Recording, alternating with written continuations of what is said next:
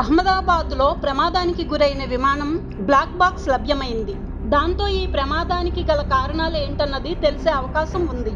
ప్రమాద స్థలం నుంచి విమానానికి సంబంధించిన బ్లాక్ బాక్స్ను స్వాధీనం చేసుకున్నట్లు అధికారికంగా వెల్లడించారు.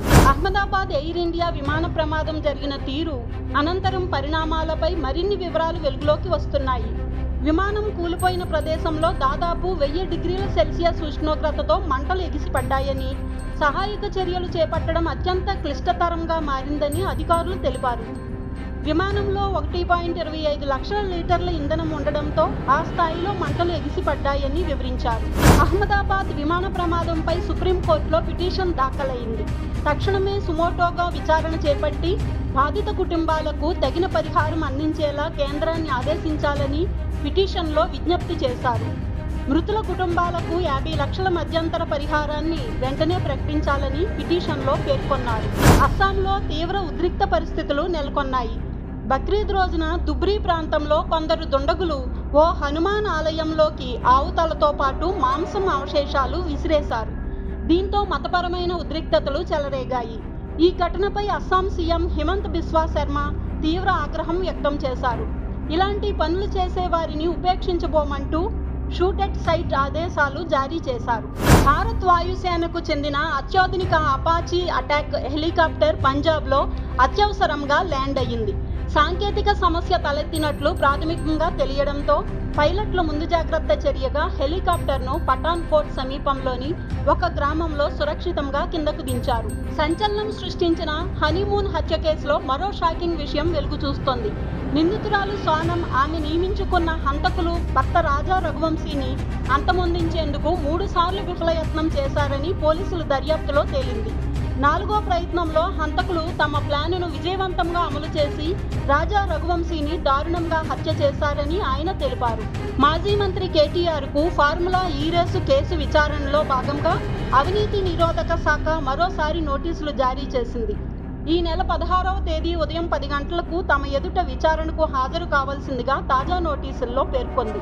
గత నెల 28న విచారణకు రావాలని కేటీఆర్కు ఏసీబీ నోటీసులు పంపగా ఆ సమయంలో అమెరికా పర్యటనలో ఉండడంతో తాజాగా నోటీసులు జారీ చేసింది. సీఎం రేవంత్ రెడ్డిపై మాజీ మంత్రి కేటీఆర్ తీవ్ర స్థాయిలో విమర్శలు చేశారు.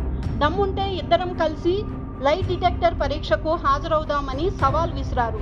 ప్రభుత్వం నడపడం చేతగాక ప్రజల దృష్టిని మరల్చేందుకు కాంగ్రెస్ పార్టీ సర్కస్లు చేస్తుందని ఆయన ఆరోపించారు. మాజీ మంత్రి పేర్ని నానిపై మంత్రి కొల్లు రవీంద్ర తీవ్ర స్థాయిలో విరుచుకుపడ్డారు. పేర్ని నాని పాపం పండిందని, గత 5 ఏళ్లలో ఆయన దోచుకున్న అవినీతి సొమ్మును కక్కిస్తామని, వదిలిపెట్టే ప్రసక్తే లేదని ఘాటుగా హెచ్చరించారు.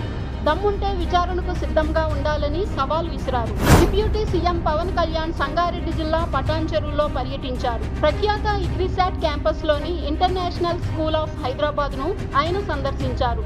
తన కుమారుడు మార్క్ శంకర్ అడ్మిషన్ నిమిత్తమే పవన్ కళ్యాణ్ ఈ పాఠశాలకు వెళ్లినట్లు తెలుస్తోంది. సీనియర్ జర్నలిస్ట్ కొమ్మినేని శ్రీనివాసరావుకు సుప్రీంకోర్టులో ఊరట లభించడంపై మాజీ సీఎం జగన్ స్పందించారు.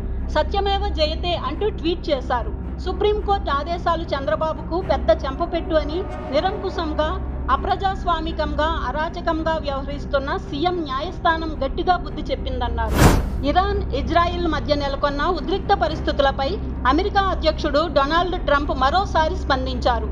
అణు ఒప్పందంపై ఇరాన్కు మరోసారి ప్రతిపాదన చేశారు. దాడులతో విపరీత పరిణామాలే తప్ప సాధించేది ఏమీ లేదని అన్నారు. అమెరికాతో ఇరాన్ అణు ఒప్పందం కుదుర్చుకోవాలని స్పష్టం చేశారు. ఇజ్రాయిల్ ఆపరేషన్ రైజింగ్ లయన్ పేరుతో జరిపిన భీకర దాడుల్లో ఇరాన్కు చెందిన పలువురు అత్యున్నత సైనికాధికారులు, కీలక అణుశాస్త్రవేత్తలు మరణించారు. Iran revolutionary guards corps commander in chief general Hossein Salami మరణించారు. భారత క్రికెట్ జట్ head coach Gautam Gambhir England పర్యటన నుంచి అర్ధాంతరంగా స్వదేశానికి తిరిగి వచ్చాడు. గంభీర్ తల్లి గుండెపోటుకు గురి కావడంతో హుటాహుటిన ఢిల్లీకి చేరుకున్నాడు. ప్రస్తుతం ఆమె ఢిల్లీలోని ఓ ప్రైవేట్ ఆసుపత్రిలో ఐసీయూలో చికిత్స పొందుతున్నారు. తెలంగాణ రాష్ట్రంలో నైరుతి రుతుపవనాలు చురుగ్గా విస్తరించడంతో రాష్ట్ర వ్యాప్తంగా వర్షాలు కురుస్తున్నాయి. రానున్న 5 రోజుల పాటు తెలంగాణలో మోస్తరు నుంచి భారీ వర్షాలు కురిసే అవకాశం ఉందని హైదరాబాద్ వాతావరణ విభాగం శుక్రవారం వెల్లడించింది. ఇటు హైదరాబాద్లో శుక్రవారం రోజంతా వర్షం కురవడంతో జనజీవనం స్తంభించింది. కమల్ హాసన్ తగ్ లైఫ్ మూవీ ప్రదర్శనను కర్ణాటకలో అనధికారికంగా అడ్డుకున్నారన్న ఆరోపణలపై సుప్రీంకోర్టు స్పందించింది. ఈ వ్యవహారంపై వివరణ ఇవ్వాలని కోరుతూ కర్ణాటక ప్రభుత్వానికి నోటీసులు జారీ చేసింది. సినిమా ప్రదర్శనకు ఆటంకాలు కల్పిస్తూ రాజ్యాంగం ప్రసాదించిన భావ ప్రకటన స్వేచ్ఛను హరిస్తున్నారని పిటిషన్లో ఆరోపించారు. అహ్మదాబాద్ విమాన ప్రమాద స్థలంలో ప్రధాని మోదీ పర్యటించారు. ఉదయం అహ్మదాబాద్ చేరుకోగానే నేరుగా ప్రమాదం జరిగిన చోటుకు వెళ్లారు. ఆయన వెంట గుజరాత్ సీఎం భూపేంద్ర పటేల్, కేంద్ర మంత్రి రామ్మోహన్ నాయుడు ఉన్నారు. ప్రమాదం జరిగిన తీరును, సహాయక చర్యల పురోగతిని అధికారులు ప్రధానికి వివరించారు. విమాన ప్రమాదంలో గాయపడి అహ్మదాబాద్ సివిల్ ఆసుపత్రిలో చికిత్స పొందుతున్న వారిని ప్రధాని మోదీ పరామర్శించారు. ఈ సందర్భంగా విమాన ప్రమాదం నుంచి బయటపడ్డ ఒకే ఒక్కడు విశ్వాస్ కుమార్ రమేష్ను మోడీ ప్రత్యేకంగా పరామర్శించారు. ప్రమాదం జరిగిన తీరును అడిగి తెలుసుకున్నారు. అహ్మదాబాద్ విమాన ప్రమాద దుర్ఘటనపై రాష్ట్రీయ స్వయం సేవక్ సంఘ్ తీవ్ర విచారం వ్యక్తం చేసింది. ఈ ఘటన అత్యంత దురదృష్టకరమని పేర్కొంది. బాధితులందరికీ సంతాపాన్ని వ్యక్తం చేసింది. ఈ మేరకు రాష్ట్రీయ స్వయం సేవక్ సంఘ్ అఖిల భారతీయ ప్రచార ప్రముఖ్ సునీల్ అంబేకర్ ఓ ప్రకటనను విడుదల చేశారు. యాకుత్పురా మజ్లిస్ ఎమ్మెల్యే జాఫర్ హుస్సేన్ పై స్థానికులు తిరగబడ్డారు. చాలా కాలం నుంచి వేధిస్తున్న నాలా సమస్య పరిష్కరించకపోవడంపై స్థానికులు నిలదీశారు. దీంతో ఎమ్మెల్యే అనుచరులు స్థానికులకు అడ్డు తగలడంతో వారిని చితక్కొట్టారు. ఈ ఘటన స్థానికంగా తీవ్ర సంచలనంగా మారింది. సూర్యాపేట జిల్లా ఆత్మకూరు మండలం నెమ్మికల్లు దగ్గర ఘోరం జరిగింది. రోడ్డుపై అకస్మాత్తుగా పరిగెట్టిన 4 ఏళ్ల చిన్నారి మోక్షిత్ను ట్రాక్టర్ ఢీకొట్టగా అక్కడికక్కడే ప్రాణాలు కోల్పోయాడు. ఈ దృశ్యాలు సీసీ కెమెరాలో రికార్డయ్యాయి. మరో హీరోయిన్ పెళ్లిపీటలు ఎక్కబోతోంది. చిన్నారి పెళ్లి కూతురుగా పరిచయమైన అవికా గోర్ తన జీవితంలో ఓ ముఖ్యమైన ఘట్టానికి అడుగులు వేశారు. తన ప్రియుడు సోషల్ మీడియా ఇన్ఫ్లుయెన్సర్ మిలింద్ చాంద్వానీని పెళ్లాడబోతున్నారు. మిలింద్తో నిశ్చితార్థం జరిగినట్లు ఆమె అధికారికంగా ప్రకటించారు. ఇది నిజమైన శుభవార్త అంటూ ఓ పోస్టు ద్వారా అవికా గోర్ తన సంతోషాన్ని పంచుకున్నారు. స్పిరిట్ నుంచి దీపికా పడుకొనే తప్పుకోవడానికి భారీ రెమ్యూనరేషనే కారణమని ప్రచారం జరగగా అదే నిజమని తెలుస్తోంది. ప్రభాస్ పక్కన నటించేందుకు దీపికా పడుకొనే ఏకంగా 25 కోట్ల రెమ్యూనరేషన్ అడిగినట్లు తెలుస్తోంది.